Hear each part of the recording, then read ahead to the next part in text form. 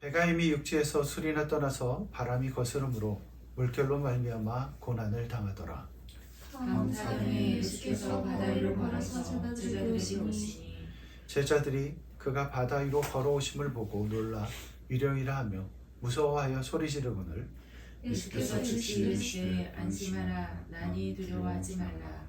베드로가 대답하여 이르되 주여 만일 주님이시거든 나를 명하사 물 위로 오라 하소서 하니 오라 하시니 베드로가 배에서 내려 물 위로 걸어서 예수께로 가되 바람을 보고 무서워 빠져가는지라 소리질러 이르되 주여 나를 구원하소서 하니 예수께서 즉시 손에 내밀어 그를 붙잡으시며 이르시되 믿음이 적은 자여 왜 의심하였느냐 하시고 배에 함께 오름에 바람이 그치는지라 배에 있는 사람들이 예수께 전하며 이르되 진실로 하나님의 아들로소이다 하더라.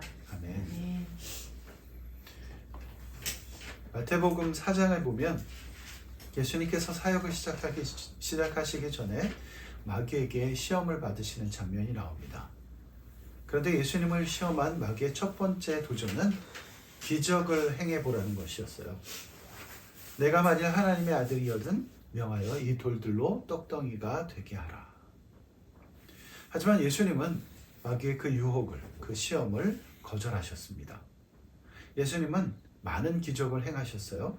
하지만 한 번도 자신을 증명하기 위해, 자기가 하나님의 아들이라는 사실을 증명하기 위해 하신 적은 없습니다. 예수님은 오히려 베푸신 기적 때문에 사람들의 이목이 집중되는 것들을 경계하셨어요. 가능하면 피하셨습니다. 왜냐하면 기적으로는 결코 믿음을 일으킬 수 없다는 사실을 아셨기 때문입니다. 마태복음 14장에는 큰 두 가지의 기적이 나옵니다. 하나는 보리떡 5개, 물고기 2마리로 5,000명이 넘는 사람들을 먹이신 기적이고, 다른 하나는 오늘 본문에 나오는 물 위를 걸으신 기적이에요. 많은 사람들이 예수님께 나왔습니다. 그 중에는 예수님께서 행하신 이런 기적들을 보고 나온 사람들도 있었을 거예요. 예수님은 그들을 먹이시고 고치시고 가르치십니다. 그런데 그런 예수님과 함께 살면서 예수님께서 행하신 일들을 빠짐없이, 정말 남김없이 하나도 빠지지 않고 경험한 사람들이 있었어요. 누굴까요? 바로 제자들입니다. 제자들은 그야말로 모든 걸 봤어요. 하지만 그랬던 제자들이 나중에 어떻게 되죠? 결국 예수님을 배신합니다. 예수님을 팔아넘기고 그분을 버리고 도망하죠. 마침내는 예수님을 부인하기까지 합니다. 어떻게 된 걸까요? 제자들은 끝내 예수님을 향한 믿음을 갖지 못했던 걸까요? 오늘을 살고 있는 우리들을 한번 봅시다. 우리들은 어떻습니까? 우리들도 제자들처럼 수시로 예수님께 등을 돌리는 것은 아닙니까? 과연 우리 안에는 믿음이란 게 있습니까? 왜 대답을 못해요? 있습니다. 하지만 그 믿음은 우리가 생각하는 것하고는 약간 다른 모습일 수 있어요. 예수님과 함께 있던 제자들의 믿음, 그리고 오늘 우리 안에 있는 믿음, 이거는 그냥 가만히 있는 것이 아니기 때문입니다. 잘하기 때문이에요. 있는 것 같다가도 때로는 없어 보이고, 그러다 다시 드러나는 믿음. 이게 믿음입니다. 믿음은 참 알 수가 없어요. 그게 눈에 보이지 않기 때문이기도 하지만 무엇보다 변하면서 자라기 때문이에요. 그래서 우리가 믿음을 잘 알 수 없는 것입니다. 제자들은 예수님께서 행하신 많은 기적을 보았죠. 단지 보기만 한 것이 아니라 때로는 기적의 한 부분에 스스로 동참하기도 했습니다. 오늘 본문에서 배에 오르기 전에도 제자들은 그런 기적을 경험했어요. 예수님께서 떡 5개와 물고기 2마리로 5,000명이 넘는 사람들을 먹이신 그 기적을 경험한 거죠. 50명도 아니고 500명도 아니고 5,000명입니다. 지금으로 봐도 5,000명은 많은 사람들이죠. 하지만 예수님 당시로 생각해보면 정말 엄청난 사람들이에요. 왜냐하면 지금에 비해서 그때는 인구가 훨씬 적었기 때문이죠. 그렇기 때문에 그 중에서 5천 명이다. 그러면 정말 엄청난 숫자입니다. 그런데 그렇게 많은 사람들이 둘러앉아서 물고기와 떡을 나누는 장면을 한번 상상해 볼까요? 얼마나 엄청난 광경이었을까. 지금도 5천 명이 한 자리에서 밥을 먹는다면 그 장면은 장관일 거예요. 그런데 그 당시에 예수님이 설교를 하셨던 그런 어떤 장소에서 제자들이 떡을 떼어준데 5천 명이 넘는 사람들이 그것을 먹고 있는 장면, 정말 대단한 장관이었다 할 수 있을 것입니다. 그런 기적들을 경험한 사람들이 충격을 받았던 것도 어쩌면 당연한 거죠. 얼마나 충격을 받았는지 사람들이 예수님을 왕으로 삼으려 했다 이렇게 나와요. 요한복음 6장 15절 말씀인데, 그러므로 예수께서 그들이 와서 자기를 억지로 붙들어 임금으로 삼으려는 줄 아시고 다시 혼자 산으로 떠나가시니라. 사람들이 막 흥분해서 예수님을 왕으로 삼으려고 하니까 예수님께서 그들을 떠나서 혼자 기도하시러 산으로 가셨다는 얘기예요.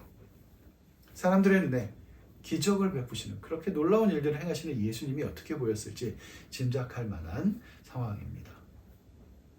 하지만 아빠는 이 오병이어의 기적을 읽을 때마다 그렇게 기적을 행하시는 예수님이나 아니면 그 기적들을 경험하는 그런 군중들을 먼저 보게 되는 게 아니라 제자들에게 먼저 눈이 가요. 다시 말하지만 여자들이나 아이들을 빼고 5천 명이 되는 사람들이었어요. 그러니까 어쩌면 10,000명이 넘는 사람들이었을 수도 있는데 그렇게 많은 사람들이 있었어요. 그런 사람들에게 예수님께서 너희들이 먹을 걸 줘라. 그러니까 빌립이 이렇게 얘기합니다. 우리가 가서 200데나리온의 떡을 사서 먹으리까? 이렇게 물어봐요. 200데나리온. 이게 얼마나 큰 돈이냐면 그 당시 일꾼들의 하루 일상이 한 데나리온이었습니다. 그러니까 요즘 뭐 한 10만 원 정도로 계산을 해도 한 2천만 원이 넘는 돈이지만 그 당시의 돈으로 환산을 하면 훨씬 더 큰 값어치가 있는 돈이었죠. 사람들이 그만큼 많았다는 거예요. 사람들이 많았기 때문에 그렇게 큰 돈이 필요했던 거죠. 그런데 달랑 떡 5덩어리와 그리고 물고기 2마리를 주시면서 그 많은 사람들한테 나눠주라고 하시는 거야. 아빠 같았으면은 도대체 이해할 수가 없네 그러면서 중얼거리고 갔을지도 몰라요. 그런데 제자들은 예수님의 말씀에 순종했습니다. 그게 참 대단하다 이런 생각이 드는 거예요. 그래서 이 오병이어의 기적을 읽을 때마다 제자들의 마음이 어땠을까? 제자들의 그런 믿음에 순종에 눈이 먼저 가는 거예요. 뿐만이 아니에요. 오늘 본문에서도 베드로는 다시 한번 놀라운 기적 같은 믿음을 보여줍니다. 28절 말씀을 한번 같이 읽어볼까요? 오늘 본문 마태복음 14장 28절 말씀을 함께 읽어보겠습니다. 베드로가 대답하여 이르되 주여 만일 주님이시거든 나를 명하사 물 위로 오라 하소서 하니. 이 장면은 어떻게 보면 영화의 한 장면 같습니다. 영화의 한 장면. 업으로 잔뼈가 굵었던 제자들이잖아요. 그런 제자들도 쩔쩔매게 할 만큼 강력한 바람이 불고 풍랑이 일었던 거예요. 그 바다 위로 예수님께서 걸어가시는 거죠. 그냥 잔잔할 때 걸어와도 이제 밤이니까 눈에 잘 보이지 않잖아요. 그런 상황에서 뭔가 이렇게 다가와도 깜짝 놀랄 텐데 풍랑이 있는 그 물결 위로 예수님께서 걸어오시는 거야. 근데 희미하게 처음에 보였겠죠. 그런 모습을 봤으니까 제자들이 얼마나 놀랐을 거예요. 제자들은 유령인 줄 알아요. 귀신인 줄 알았던 거야. 제자들이 얼마나 놀라서 무서워서 소리를 질렀던지 예수님께서 즉시 말씀하셨답니다. 즉시. 안심하라. 나니 두려워하지 말라. 익숙한 예수님의 목소리를 들었던 제자들의 마음이 어땠을까요? 그런데 여기서 우리 용감한 베드로가 다시 한번 사고를 치는 거야. 어떻게? 예수님, 정말 예수님이면 저한테 명해서 저도 물 위로 걸어가게 해주십시오. 이렇게 예수님께 청하는 거죠. 저는 정말 이 장면을 볼 때마다 대단한 믿음이다 이런 생각이 듭니다. 예수님을 완벽하게 믿지 않았으면 그런 요청을 할 수 있었겠어요? 예수님을 믿었기 때문에 그런 이야기를 할 수 있는 거죠. 결국 베드로는 사람들 중에 최초이자 마지막으로 무리를 거는 사람이 됩니다. 믿음의 단계에는 이런 경우처럼 이해되지 않아도 이성적으로 받아들일 수 없을 때라도 따르고 행하는 단계가 있어요. 예수님을 이제 막 알아가기 시작했는데, 예수님을 이제 만났어. 예수님을 내 마음의 구주로 영접했는데, 그럴 때 그 단계는 믿음의 초기 단계라고 할 수 있는데, 그럴 때 기적 같은 일들이 일어나는 거야. 그런 믿음 때문에. 아니 어쩌면 그래서 더 그런 일들이 일어날 수도 있습니다. 그러니까 믿음이 약한 사람들이, 우리가 믿음 생활을 하다 보면 믿음이 막 연약한 사람들이 기도하면 오히려 그런 기도가 더 잘 응답될 때가 있어요.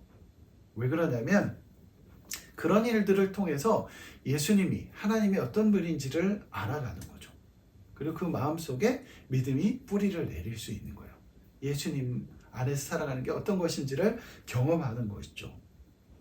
참 그래서 어떨 때는 믿음을 처음 가진 사람들이 믿음이 오래된 아빠 같은 사람보다 더 믿음이 좋구나 이렇게 느낄 때도 있습니다.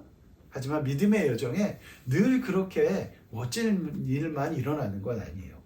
다시 본문으로 돌아가서 29절에서 30절 말씀을 한번 볼게요. 29절에서 30절 말씀 우리 한 목소리로 크게 읽어봅니다. 시작. 오라 하시니 베드로가 배에서 내려 물 위로 걸어서 예수께로 가되 바람을 보고 무서워 빠져가는지라 소리질러 이르되 주여 나를 구원하소서 하니. 아멘. 믿음 생활을 하다 보면 이렇게 의심에 빠져들어가는, 그러니까 베드로가 불어오는 바람을 보고 물에 빠져가는 것처럼 우리가 의심에 빠져들어가는 때가 있습니다. 멀쩡해 보이던 우리의 믿음에 금이 가고, 언제 나한테 믿음의 기적 같은 일들, 그런 기쁜 순간들, 그렇게 놀라운 순간들이 있었는지 기억도 나지 않는 거예요. 그냥 흔들려서 물 몇 방울 흘리는 게 아니라 아예 항아리 바닥이 깨져가지고 물이 전부 다 쏟아진 것 같은 그런 상황인 거죠. 죽을 것 같은 두려움으로 예수님을 부르던 베드로의 모습, 그 모습이 바로 우리의 모습일 때가 있습니다. 부끄러울 수 있죠. 하지만 믿음의 여정에는 2단계가 꼭 필요합니다. 아직 2단계를 거치지 않았다면 우리의 믿음은 걸음마 단계다 이럴 수 있어요. 우리가 믿음을 갖고 믿음이 막 든든해지면서 우리 옆에서 사람들이 믿음을 잃고 막 시험에 당해가지고서 교회도 잘 안 나오고 막 이런 모습을 보면서 그 사람들을 참 어리석다 이렇게 이야기할 게 아니야. 만약에 우리가 그런 단계를 거쳐보지 않았으면 우리는 그 사람들보다 훨씬 더 믿음의 낮은 단계에 있는 거예요. 이제 발걸음을 띄고 있는 거야. 그래서 그런 일들이 아직 우리에게 오지 않은 거다 이렇게 생각해야 되는 것입니다. 믿음의 성숙을 위해서는 그런 의심의 단계를 꼭 지나쳐야 돼요. 의심은 어떻게 보면 우리가 장애물 건너뛰기를 하는 것 같은, 할 때 그 나오는 장애물 같은 거야. 그래서 그런 의심을 건너뛰는 것들을 통해서 우리가 목표 지점에 점점 더 가까워지는 거죠. 한번 생각해 보세요. 베드로가 겁도 없이 바다에 뛰어내렸는데, 바다에 뛰어내릴 때 그 배는 어떤 배냐? 제자들이 모두 함께 타고 있었던 배예요. 그죠? 그러니까 배가 작았을까요? 그러진 않았을 거야. 제자들이 모두 타고 있었으니까 배가 제법 컸을 것입니다. 배가 크다는 건 물 위에서 어느 정도 높은 높이에 있다는 얘기잖아요. 그러니까 물 위에 서려면 어떻게 해요? 뛰어내려야 되는 거예요. 훌쩍. 근데 훌쩍 뛰어내렸는데 물에 원래 빠져야 되잖아. 근데 물에 딱 쓴 거야. 그때 베드로의 심정이 어땠을까? 한번 그때 베드로의 그 심정을 한번 느껴보고 싶어. 물에 딱 섰을 때 어떤 느낌일까? 베드로가 예수님을 향해서 발걸음을 떼는 거예요. 이 정말 어떻게 생각하면 영화로 치면 막 클라이막스를 향해서 막 이렇게 나아가는 그런 장면이라고 할 수 있습니다. 그런데 난데없이 베드로의 마음에 의심이 찾아드는 거예요. 30절을 보니까 바람을 보고 무서워 빠져가는지라 이렇게 했어요. 예. 파도가 심했으니까 어쩌면 물보라가 쳐서 베드로의 등을 쳐서 때렸을 수도 있습니다. 아니면 지체만한 파도가 달려들었을 수도 있어요. 어쨌든 베드로는 두려움에 빠져들어가는 거예요. 마음이 의심으로 가득 차게 된 거죠. 끝입니다. 그 뒤로 무리를 거는 사람이 없어. 네. 참 안타까운 일이죠. 그런데 여기서 정말 중요한 장면이 하나 나와요. 베드로가 예수님을 향해서 소리친 거예요. 주여 나를 구원하소서. 생각해 보세요. 베드로의 직업이 뭐였습니까? 원래 어부였습니다. 어부였다는 건 어려서부터 바다에서 자랐다는 얘기잖아요. 물에서 자랐다는 얘기예요. 그러니까 수영을 잘했을까요? 못했을까요? 수영을 잘했습니다. 잘했을 거예요. 내가 확실하진 않지만.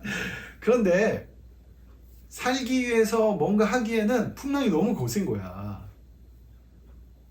다행히 베드로는 자기가 손을 어디로 내밀어야 되는지를 알았습니다. 그래서 예수님을 향해서 내민 거야. 예수님 살려주세요. 의심의 단계, 믿음에 있어서 의심의 단계를 지나가는 사람들에게 베드로는 모범 답안이다. 모범 답안이다 할 수 있어요. 베드로는 스스로 무언가 하려고 하지 않았습니다. 자기가 빠졌으니까 바로 뒤에 배가 있었겠죠? 배인 제 친구들이 있었을 거예요. 그 친구들에게 돌아가서 구원을 청하지도 않았어요. 누구를 불렀어요? 예수님을 불렀습니다. 주님을 부른 거예요. 자신을 물 위로 걷게 하실 수 있는 분도, 그리고 물에 빠진 자신을 건지실 수 있는 분도 오직 예수님 한 분밖에 없다는 것을 베드로는 알았던 거예요. 우리도 그런 믿음을 갖길 원합니다.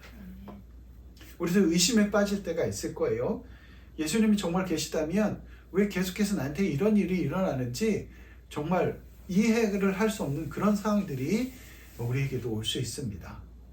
그럴 때 우리도 베드로처럼 그렇게 해야 돼요. 예수님을 찾아야 되는 거예요. 예수님 살려주십시오. 예수님 나를 구원해 주십시오. 이렇게 기도할 수 있어야 되는 거예요. 예수님은 베드로를 향해서, 그런 베드로를 향해서 이렇게 말씀하십니다. 믿음이 작은 자여 왜 의심하였느냐. 한번 따라해볼까요? 믿음이 작은 자여 믿음이 작은 자여 왜 의심하였느냐. 왜 의심하였느냐. 중요한 말이에요. 믿음이 없는 자여 하지 않으셨죠. 믿음이 작은 자여 하셨습니다. 주님의 이 말씀을 우리는 반드시 기억해야 돼요. 우리의 믿음은요, 없어지는 게 아니야. 우리 믿음이 어디 갔지? 정말 믿음이 없는 것처럼 느껴질 때도 있습니다. 하지만 절대 없어지는 게 아닙니다. 왜? 그 믿음은 처음부터 내가 갖고 싶어서 가진 게 아니야. 주님이 주셨기 때문입니다. 때로는 의심에 빠지기도 하고 그래서 작아지기도 합니다. 하지만 절대 사라지는 게 아니야. 믿음은 늘 우리 안에 있습니다. 자라고 있기 때문에 우리가 느끼지 못하는 것뿐이죠. 예수님은 베드로를 구하시고 함께 배에 오르십니다. 그때 신기하게도 바람이 멈추는 거예요. 그렇게 무섭게 몰아치던 파도가 잠잠해집니다. 그리고 그 모든 광경을 숨죽여서 지켜보고 있던 제자들이 예수님 앞에 엎드려 고백합니다. 33절 말씀입니다. 한번 큰 소리로 같이 읽어볼게요. 33절. 배에 있는 사람들이 예수께 절하며 이르되 진실로 하나님의 아들이로소이다. 아멘. 진실로 하나님의 아들이로소이다. 자, 신약에는요, 믿음과 관련된 다양한 단어가 무려 300번 이상이나 사용됩니다. 특별히 복음서에서는 믿음이 예수님을 통해 선포되고 이루시는 하나님의 구원 사역과 관련돼서 강조가 되어, 이 경우 믿음이란 예수님께서 하나님의 아들이라는 사실, 그리고 예수님을 통해서 하나님이 우리를 구원하셨다는 사실, 그리고 하나님의 나라가 임한다는 사실, 이것들을 믿는 게 믿음입니다. 그런데 이때 33절에 하나님의 아들로서이다 하고 고백하는 제자들의 모습을 보면 제자들에게 믿음이 있었다는 걸 분명히 우리가 알 수 있는 거죠. 예수님을 누구로 보니까? 하나님의 아들로 보고 있는 것이니까. 제자들이 어떻게 했습니까? 이렇게 고백하면서 하나님의 아들로서이다 고백하면서 뭘 했어요? 엎드려 절했어요. 근데 여기서 절했다는 말로 번역된 그 원래 헬라어는 뭐냐면요, 엎드린다는 뜻을 품고 있어요. 엎드린다, 경배하다, 엎드리다, 어떤 존경하는 마음을 가지고 엎드린다, 이런 뜻을 품고 있거든요.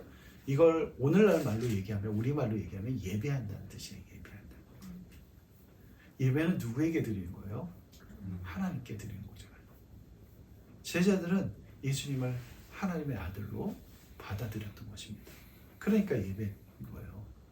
믿음이 있었다는 것이죠.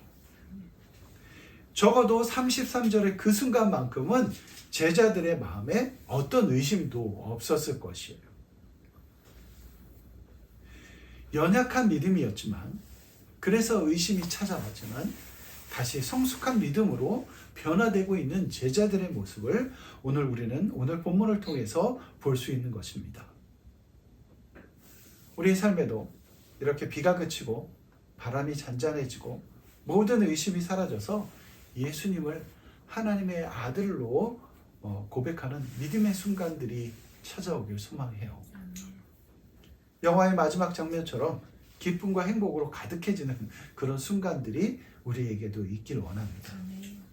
예수님께서 우리의 삶 속으로 들어오시는 거예요. 그리고 우리를 의심에 빠지게 했던 바람이 그치고 마침내 우리도 예수님 앞에 엎드려서 경배하는 것이죠. 사실 예수님을 하나님의 아들로, 예수님이 하나님이신 것을 알게 되고 믿게 되면 우리가 할 수 있는 건 하나밖에 없어요. 예배밖에 없는 거죠. 하나님 앞에서 우리가 뭘 하겠어요? 그분을 경배하는 것밖에는 할 수가 없는 것입니다. 오늘의 이야기는요, 겉으로 보면 기적을 통해서 제자들이 믿음을 갖게 된 것처럼 보여요. 예수님께서 무리를 걸으셨잖아요. 베드로도 잠시 동안이긴 하지만 믿음으로 무리를 걸었습니다. 그런 기적을 보면서 제자들이 믿음을 갖게 됐구나, 이렇게 생각할 수 있습니다. 하지만 곰곰이 생각해 보면 그 반대라는 걸 알 수 있어요. 제자들은 오히려 베드로의 실패를 통해서 믿음을 갖게 된 것입니다. 베드로가 물에 빠졌을 때 그 물에 빠진 베드로를 건지시는 분이 예수님이셨던 것처럼 자신들의 믿음이 의심에 빠질 때도 자기를 건져주실 수 있는 분은 오직 예수님밖에 없다는 것을 제자들이 그 사건을 통해서 깨닫게 됐던 거예요. 우리의 믿음은요, 이렇게 기나긴 여정 가운데 있습니다. 처음엔 기적 같은 일들이 일어나서 우리의 믿음이 시작될 수 있어요. 사실 우리가 믿음을 갖는다는 것 자체가 기적입니다. 예. 사람들이 예수님을 알게 되고 예수님을 믿게 되고 그것 자체가 기적이야. 세상에 많은 사람들이 있는데 그 중에서 유독 하나님께서 우리를 택하셔서 우리에게 믿음을 주셨다면 그거야말로 기적이라고 할 수 있는 거예요. 그런데 그런 기적 같은 일들, 그 안에서 우리가 가지고 있는 그런 믿음들이 때로는 든든해 보여도 사실은 불어오는 바람에 넘어질 만큼 허약한 것일 수 있다는 것입니다.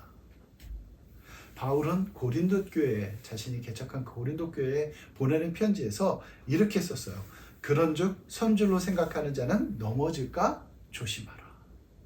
너희가 섰다고 생각해 넘어질 걸 조심해야 돼. 이렇게 얘기하는 거예요. 그러니까 우리가 나는 그래도 하나님을 향한 믿음이 이 정도는 있는 것 같아, 이렇게 생각할 때가 가장 조심해야 될 때라는 거예요. 우리의 삶이 늘 순풍에 잔잔한 바다를 항해하는 것 같을 때가 있습니다. 그래서 우리의 믿음이 어느 정도 자리를 잡았구나, 이렇게 생각할 때가 있어요. 그런데 오히려 그때는 이렇게 생각해야 됩니다. 아직은 거친 길을 갈 준비가 안 됐구나, 우리가.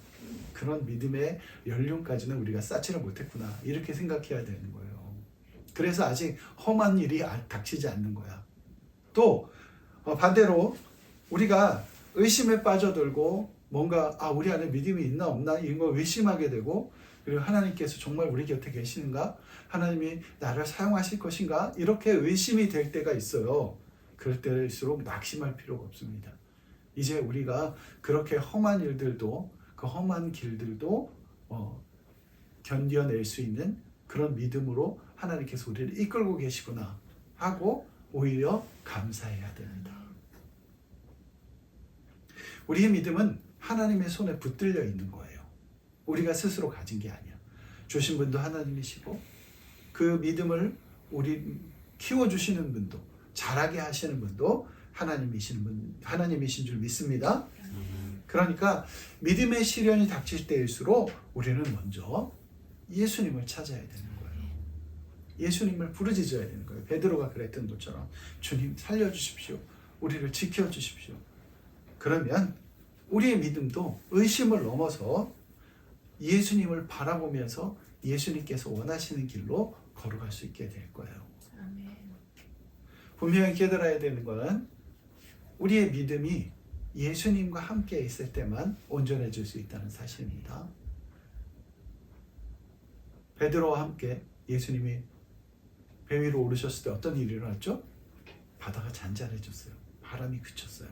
그것처럼 예수님이 우리의 삶 속에 온전히 함께 하실 때만 우리 삶의 풍랑도 잠잠해질 수 있습니다. 아멘. 이 믿음으로 일주일도 또 우리 유신이, 혜림이 그리고 엄마 아빠의 일평생 동안 이런 믿음으로 살기 원해요. 아멘. 그래서 늘 주님과 함께 동행하면서 때로는 풍랑이 일지라도 예수님을 향해서 구원의 손길을 내밀어 달라고 부르짖으면서 그 위기를 이겨내고 그래서 정말 놀라운 믿음의 소유자들이 모두 되는 우리 가족이 되길 소원합니다.